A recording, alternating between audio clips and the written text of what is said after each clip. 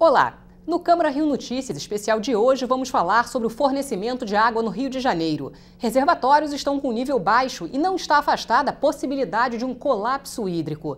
Além disso, há o problema dos constantes rompimentos de tubulação, consequência de redes antigas de abastecimento. O repórter Renato Chapô conversou com Paulo Canedo, professor do Laboratório de Hidrologia do UFRJ, e é essa entrevista que você confere agora. Obrigado pela sua participação. O verão está chegando, o consumo deve aumentar e ainda existe a possibilidade de estiagem. Pode faltar água no Rio? Olha, o Rio de Janeiro, ao contrário dos municípios circunvizinhos, ele é abastecido pelo sistema de Paraíba do Sul, que é um sistema vigoroso, que ele tem 4 enormes reservatórios que mantêm o rio com água mesmo no período de estiagem. Esse ano nós tivemos uma estiagem muito séria, muito forte, o que deu seca, por exemplo, do outro lado da Baía de Guanabara, Niterói, São Gonçalo, todas essas regiões estão com falta de líquido, por falta de chuvas. É verdade que o período chuvoso está para começar. Princípio de novembro começam as chuvas novamente. Então, nós estamos no final da estiagem. Então, a possibilidade de uma forte estiagem chegar ao Rio de Janeiro, eu diria que é muito baixa, graças aos reservatórios que nós temos no Paraíba do Sul. Se, no entanto, durante o verão vindouro, portanto, a partir de dezembro, não tivermos um clima chuvoso, nós vamos deplecionar, vamos abaixar os reservatórios do Paraíba do Sul e podemos ter criticidade no próximo ano. Portanto, eu diria que no decorrer de 2017, princípio de 2018, nós não devemos ter problemas de abastecimento d'água no município do Rio. No entanto, nós devemos alertar a população que o sistema de distribuição da água potável para as casas é feito num sistema muito antigo, muito velho, empobrecido, cheio de buracos, portanto, muitos vazamentos. Isso faz com que as pressões de água caiam nos encanamentos de rua. E muitas ruas ou bairros que estão no fim de linha, ou seja, no final da distribuição, eles podem não ser alcançados com pressão suficiente. Isso significa dizer que na falta de pluviosidade, quer dizer, na falta de chuvas, esses bairros podem não ter pressão de água nos encanamentos e que a água não chegue às torneiras com a frequência devida. E vai acontecer a tal da intermitência. Ou seja, é possível que daqui até meados de novembro, quando chegam as chuvas definitivamente, os bairros mais periféricos tenham intermitência de abastecimento. O que significa dizer que as pessoas devem ser racionais no consumo de água. Aliás, devemos ser sempre. Eu costumo brincar dizendo o seguinte, olha, use a água com alegria e com respeito. Ou seja, se você gosta muitíssimo de tomar um banho tipo Cleópatra, um banho mais demorado, você tem o direito. Mas saiba que você está cometendo uma extravagância. E, portanto, essa extravagância tem que ser recompensada de alguma outra forma. Você tem que ser econômico em outra ocasião. É grande o percentual de canos que estão vazando no município? É absolutamente vergonhoso.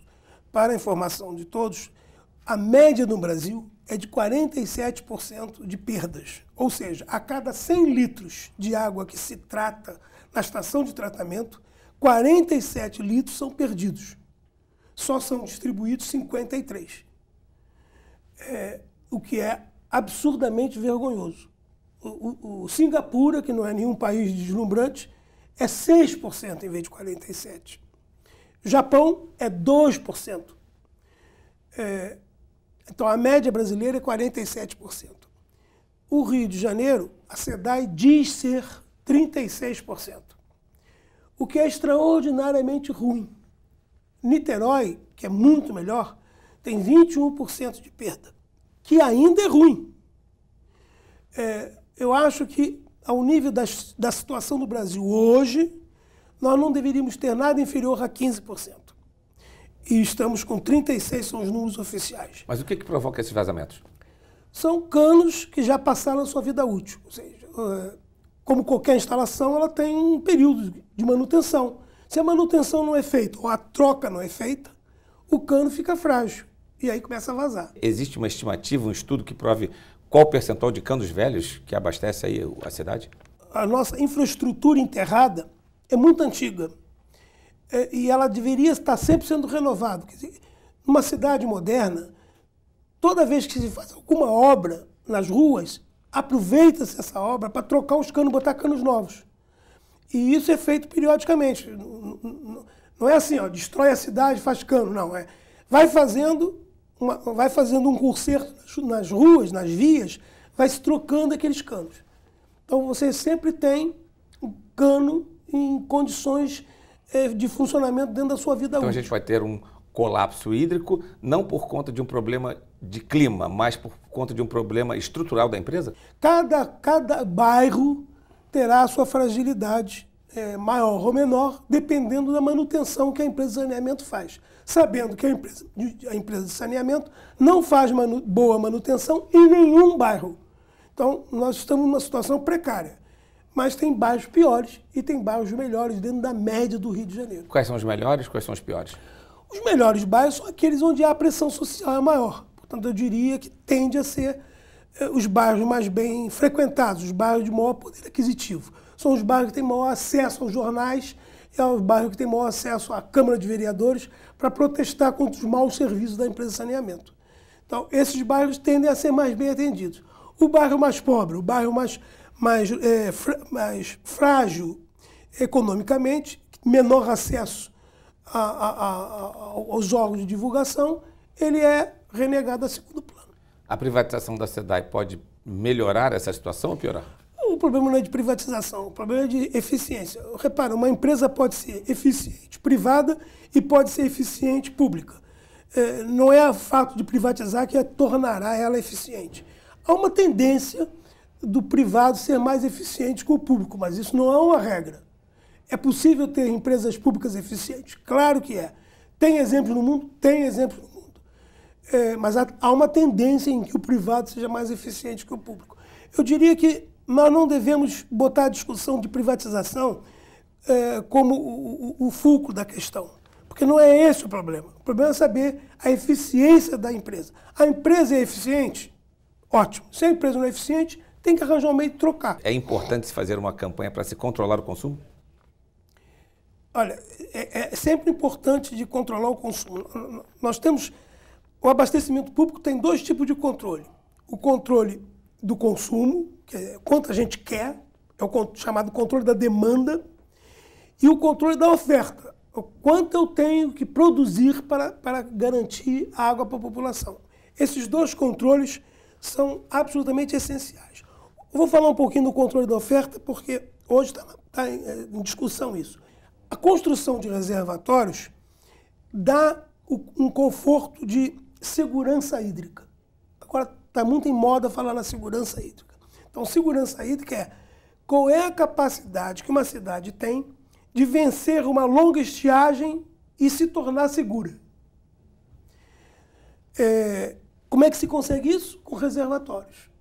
Então, hoje em dia, tem uma certa implicância em construir reservatórios, quando, na verdade, reservatórios são necessários para aumentar a segurança hídrica. Isso é o controle da oferta. Agora, há que ter também o controle da demanda, porque a população tem que entender que a água é um bem raro que tem que ser tratado, como eu disse antes, com respeito.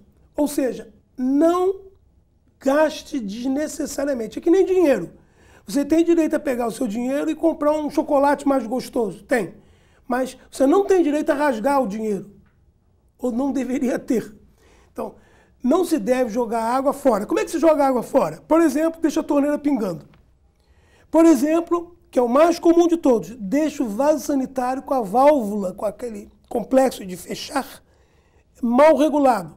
Então, um desafio ao ouvinte é, olhe no seu banheiro, no seu vaso sanitário, se não há um ligeiro escorrimento na parede do vaso sanitário, parede interna. O normal, o mais comum é que haja. E isso significa que tem ali um vazamento pequenininho, mas 24 horas por dia, todos os dias do ano, em todos os seus banheiros. O somatório disso é significativo. Muito obrigado, professor Paulo Canedo, do Laboratório de Hidrologia da Universidade Federal do Rio de Janeiro. Eu agradeço a você também que nos acompanhou até agora, ao final desta entrevista. Obrigada, Chapô. E o Câmara Rio Notícias especial de hoje fica por aqui. Até a próxima.